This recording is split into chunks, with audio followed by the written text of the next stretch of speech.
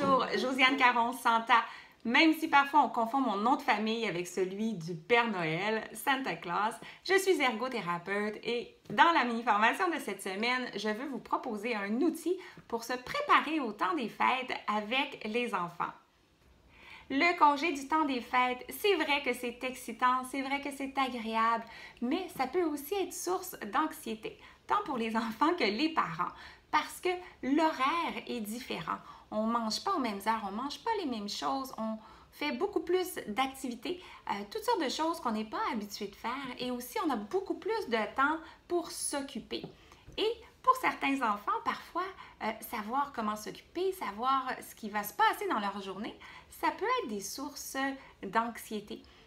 Ainsi, on peut accompagner les enfants à préparer ce changement d'horaire en leur procurant un petit horaire du temps des fêtes, comme ça, un petit horaire de 2 semaines dans laquelle ils pourront, avec votre aide, inscrire les activités qui seront prévues.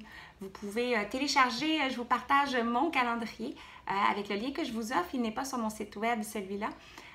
Et commencer à inscrire des activités et surtout à parler des activités qui vont tenir place, à anticiper toute sensation ou situation qui pourrait être inconfortable ou anxiogène pour l'enfant.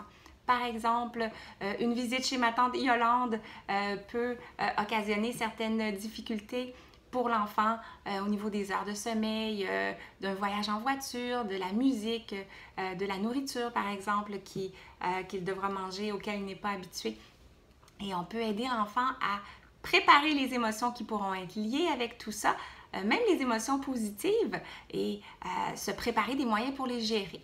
Parce que, notamment avec beaucoup d'émotions positives, on peut avoir beaucoup d'excitation, beaucoup de désorganisation, même au niveau physique. On ne veut pas que ça se produise chez ma tante Yolande. Donc, on se prépare à vivre cette excitation-là.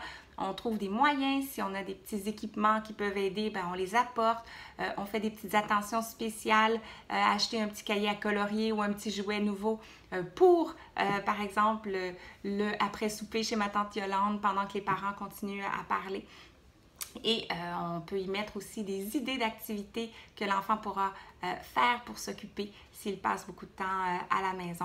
C'est une activité qui peut être faite en classe, en groupe aussi, en invitant les enfants à questionner leurs parents, puis à obtenir l'information sur qu'est-ce qui est prévu pour le temps des fêtes et ne pas oublier qu'il faut préparer aussi le retour à l'école.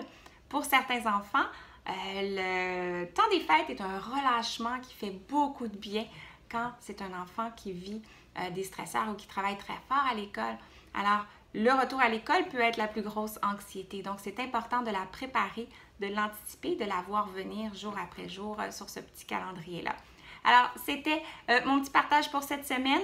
Et moi, je vous retrouve la semaine prochaine pour continuer à parler d'ergothérapie. Bye bye! Ho, ho, ho!